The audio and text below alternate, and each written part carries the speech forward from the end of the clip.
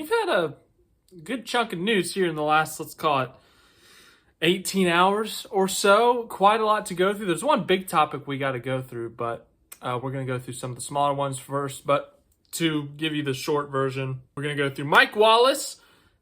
Was previously slated to drive in the Daytona 500. That is no more. We're going to get some more details on that. Kurt Busch is back racing for the first time since his concussion back in 2022. And then the CW. Still feels weird to say that, as they're making a lot of noise out there. I can't control it. I've waited too long to make this video. There's been so much noise out there. Apologies. Anyways, and then the CW. I can't believe I'm talking about the CW on here, but they are going to broadcast every single Xfinity race starting next year, and they have decided on their booth.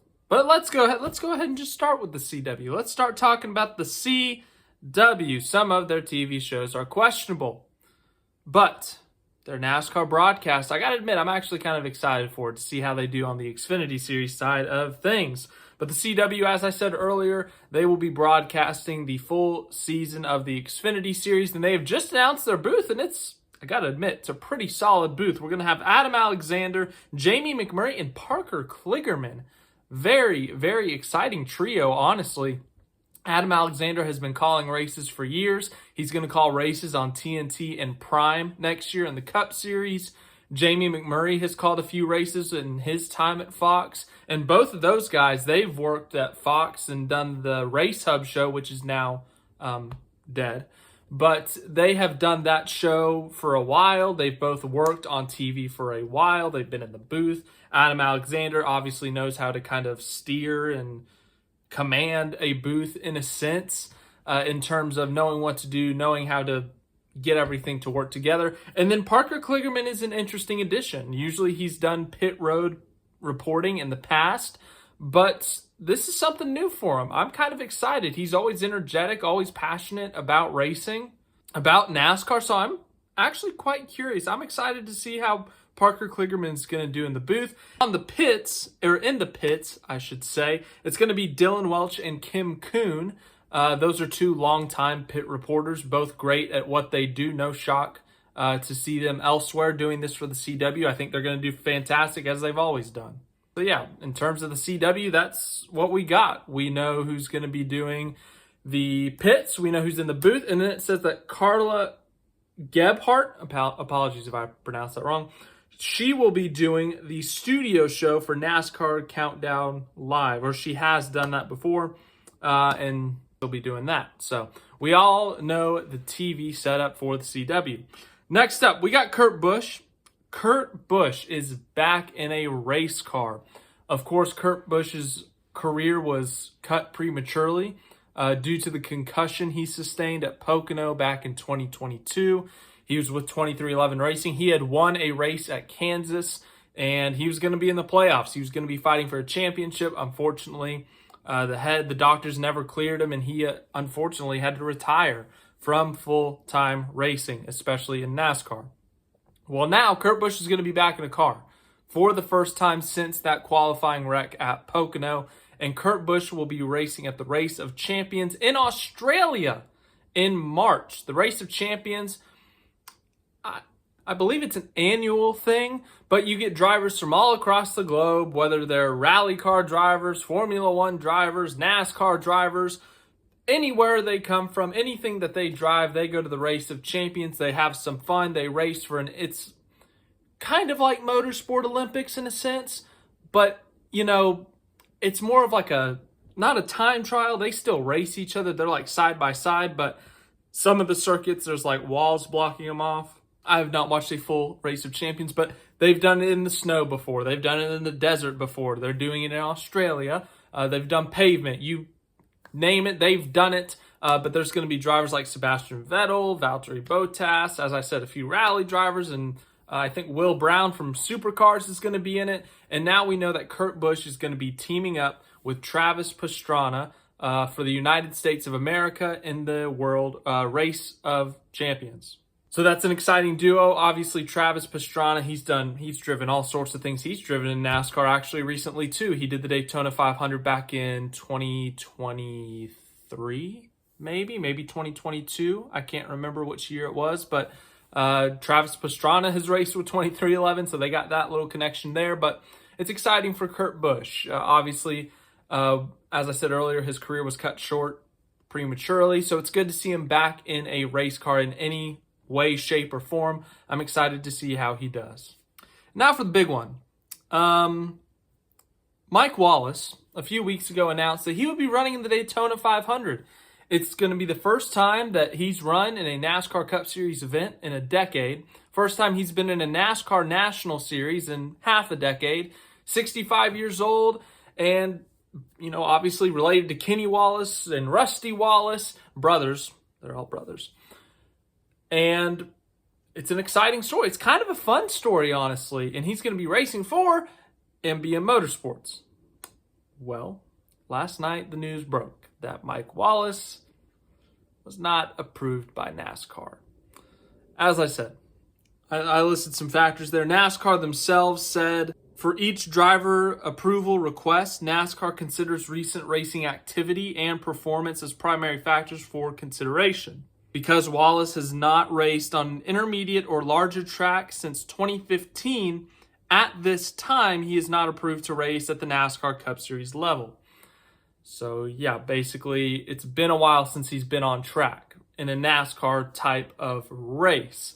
He may have done some short track racing, some local dirt track racing or something like that, but he has not met the standards required by NASCAR. NASCAR has the right. They can decline any driver they want if they do not think that the driver is fit to compete in one of their events, whether it's at Martinsville, Talladega, Texas, Watkins Glen.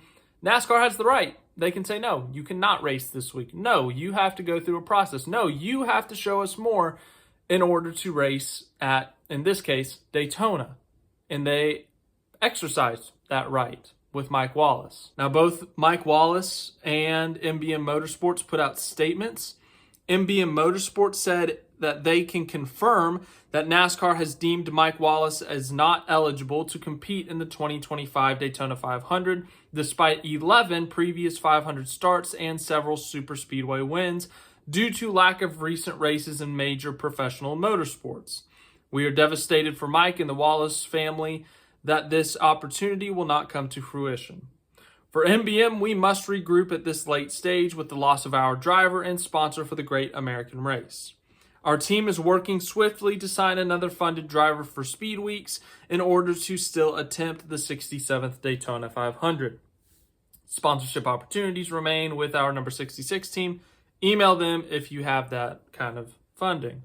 And then Mike Wallace himself said, Daytona 500 non-update. To my utter shock and devastation, at 4 o'clock today, NASCAR competition director Elton Sawyer called me to inform me that NASCAR has decided not only to not approve me for Daytona 500, but at this time has not approved to race in the Cup, Xfinity, and Truck Series in 2025, but could go through their process to possibly get approved for 2026. This comes as a total shock as the president of NASCAR last week in a real phone call told me all was good and he will see me in Daytona. I owe this posting to all my fans and non-fans who were so supportive through the great messages and postings of my support. As they say, I inspired them, smiley face. Please show your love and support to Carl Long and the complete NBM Motorsports team, as this has now put them in a terrible position, as I was not just the driver but also committed to sponsorship for their Daytona 500 effort. I had sponsorship commitments for the effort around me and helped them find an approved driver and plenty of money. Thank you, Doug Yates, for being in my corner and supportive. I guess we won't get that Daytona 500 pit picture after all. Another smiley face. Brother Kenny, I love you and thanks for showing me so much love. In closing, on January 22nd will be the 1-year date of my wife of 44 years, Carla's passing. I love my family, and we had a plan for a great family picture on pit road at Daytona. Thank you, my friends. Mike Wallace, 3-time Daytona winner, and many others. So yes, Mike Wallace is frustrated about this call by NASCAR, and yes, from his perspective, he should be, or could be, and it's very disappointing for him. I feel bad for him, honestly. This sucks. You had this whole plan to come back To Cup racing, it's going to be at the Daytona 500. It's a really big deal to be in the Daytona 500. You're going to have your family pictures. You're going to see some old friends and stuff. You're going to have your family. It's going to be a great time. And it's also the Daytona 500 once again. And it gets shot down. You'd already announced it. You announced the team you were going to be with, the car you were driving. It was going to be fun speed weeks. But NASCAR said no. And once again, I feel bad for Mike Wallace. This sucks that this happened to him, but this may not be a popular opinion, but kind of agree with NASCAR here. Now, look, what Mike Wallace has done in his career has been great. As he said in that post, 3-time Daytona winner and many others. He's won a lot of races in NASCAR over his career. But the fact of the matter is, he hasn't been on a big oval in 10 years. He's 65 years old. I hate to throw the age in there, but we got to factor that in. And once again, it sucks, but he's also in an MBM car, which is historically not the most competitive car. Now, we've seen older drivers in not as competitive cars before. Remember Derek Cope? I think it was 2021 at the Daytona 500. He was 62. He had 3 or 4 years since his last race, I think. Maybe a little bit less. Maybe it was 2 years. But, man, he got blown by on the field. Like, he was letting the field go by, and it looked like he was going slow motion.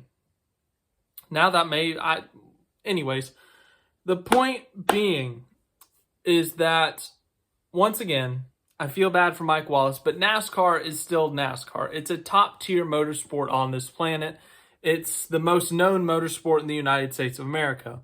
We can't have a guy who hasn't been on an oval in 10 years, a big oval in 10 years, get on the track racing and potentially, hurt himself or others. And once again, Mike Wallace, he was a great driver in his day, but once again, we have to look at the facts. Now, if he wants to go through that process to get approved for 2026, that's great for him. And if he gets approved, that's great. I'm happy for him. I hope he does. If he truly wants to come back and race, I hope he goes, takes the steps, goes through NASCAR's process, and gets approved, whether it's the trucks, Xfinity, or if it's the Daytona 500 again. And I've seen some people on the internet upset, maybe, about Helio Castroneves being in the Daytona 500 over Mike Wallace. Castroneves has raced on big ovals as of, I think he was in the Indy 500 last year. Different car, yes, but he was going much faster. It's a lot more dangerous over an Indy car. And he won an Indianapolis 500 3 years, almost 4. It's 2025, almost 4 years ago. So, yes, Helio Castroneves he's accomplished a lot just within the last few years. He's been on ovals a lot more recently, and he's a little bit younger. I think he's, 49? So, yes, to the people crying about Helio Castroneves making it, but Mike Wallace not, what is your logic there? But anyways, once again, I truly do feel bad for Mike Wallace. It sucks that you had the whole thing written perfectly. You had everything planned perfectly. You had it announced. You were feeling good. You had a couple weeks here to sit around, get ready, be excited for it. You're counting down the days. And then NASCAR calls you and tells you no. It sucks for him once again. But NASCAR has their process. They have their reasonings. Once again, I kind of sided with their reasonings here. Hopefully he can give it a go in 2026, get the proper approval, run the proper races if he needs to. But unfortunately, no Mike Wallace for the 2025 Daytona 500. So thanks for watching this video. Any other news, I will let you know. We'll do another paint scheme preview video thingy at some point. But thanks again for watching. Hope you enjoyed. And once again, see you in the next one.